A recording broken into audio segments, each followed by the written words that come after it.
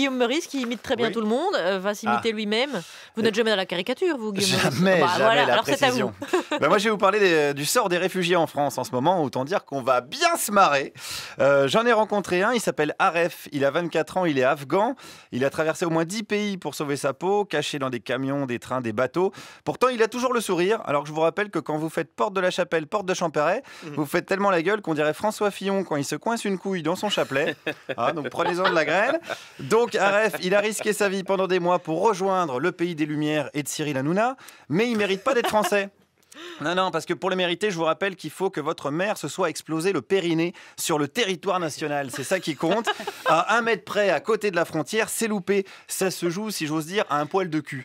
Une nationalité, c'est quelque chose de précis. Alors, comment il fait pour s'intégrer, Aref? Qu'est-ce qu'il a fait du peu d'argent qu'il avait?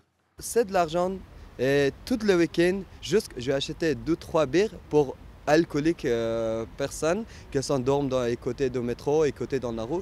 Vous achetiez de la bière pour les alcooliques? Et je donne pourquoi. Quand tu donnes une chose ou quand tu aides une personne, elles sont bien gentilles avec toi, elles sont bien parler bien avec toi. C'est pour ça que... C'est pour vous intégrer en fait. Voilà. C'est vrai qu'il y a une intégration par l'alcool en France.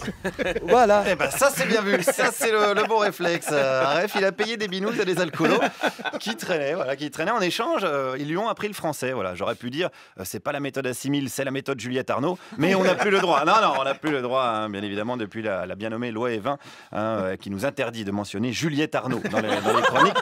Mais revenons à Aref, hein, c'est ça l'important. Il n'est pas très satisfait de lui. Et moi, je parle mal un petit peu français, je sais, parce que j'ai pris dans la rue. Jamais je n'ai pas été dans l'école ou d'autres places pour prendre français. Est-ce que vous parlez mieux ou moins bien français qu'un CRS? Je crois, moi je trouve bien. Bah oui, moi aussi je trouve qu'il parle bien français, surtout qu'il est là depuis 1 an et demi seulement. Et ça c'est une provocation, on peut se le dire. C'est quoi la tradition en France? Être des quiches en langue étrangère et n'en avoir rien à foutre. On est d'accord, c'est ça qu'on revendique. Hein, isn't it, dear collègue? Of course yes, nothing à foutre et puis it's all. Là il ne respecte pas Aref, il provoque. Et puisqu'on parle CRS, parlons de ses rencontres avec la police française. C'était dernière semaine, je crois que j'étais juste devant le camp, dans la rue. Et je commençais à fumer cigarette. Il y a un CRS qui est venu, il dit hey, monsieur, ça me dérange ça, vas-y, pars de là-bas, tu fumes là-bas. Je dis c'est quoi l'égalité que vous présentez? C'est quoi la vérité? On est dans la rue, on est à droit pour fumer cigarette ou pas? Ah non, mais peut-être il voulait vous protéger parce qu'il voulait pas que vous fumiez, que vous attrapiez un cancer du poumon. Bah non. Si, Aref, attention, c'est un procès d'intention. C'est sûr, ça c'est les consignes de Marisol Touraine, hein. MST comme on l'appelle. Elle lutte contre le tabagisme avec des paquets neutres et des photos de spermatozoïdes. Faut pas l'agacer, Marisol.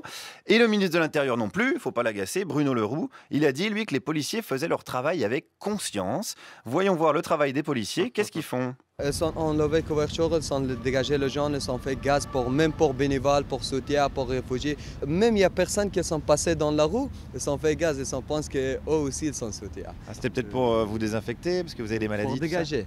Ah, pour dégager? Pour dégager parce qu'elles s'en aiment pas nous. Ah ouais, la police française n'aime pas les réfugiés? Bah merde alors, moi je pensais qu'on les payait pour protéger les plus faibles contre les plus forts, pour lutter contre le terrorisme, mais pas gazer des gens, détruire des tentes et confisquer des couvertures. Surtout qu'en ce moment il fait aussi froid dehors que dans le sourire de Michel Alliot-Marie. Bon, d'ailleurs les couvertures, qu'est-ce qu'ils en font? Les couvertures, elles sont enlevées, elles sont jetées dans la poubelle, je sais pas, elles sont prises, on ne sait pas jamais. Peut-être qu'ils avaient froid les policiers, on sait pas. Je crois oui, ils ont besoin parce qu'il fait froid maintenant. Comme que la télé sont dit la prochaine semaine qu'il vient de froid le temps, bah, c'est pour ça que les policiers ont besoin de temps, de couverture, elles sont prises. Voilà, ils ont pris parce que la police française n'a plus les moyens de se protéger du froid, à moins qu'ils aient des consignes dégueulasses et qu'ils obéissent comme des lâches, mais ça m'étonnerait quand même de la France. D'ailleurs, quelle image il a de la France, Aref? Moi, je ne veux pas dire que la France, c'est ça. Parce que quand on dit la France, ça veut dire tout le monde, le peuple, non.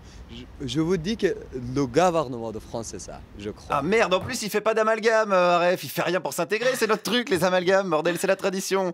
Bon, ceci dit, il a raison, il y a plein de gens qui se mobilisent, hein, comme Médecins sans frontières, le bureau d'accueil et d'accompagnement des migrants, l'association Petit-Déj à Flandre, mais ça risque de pas suffire.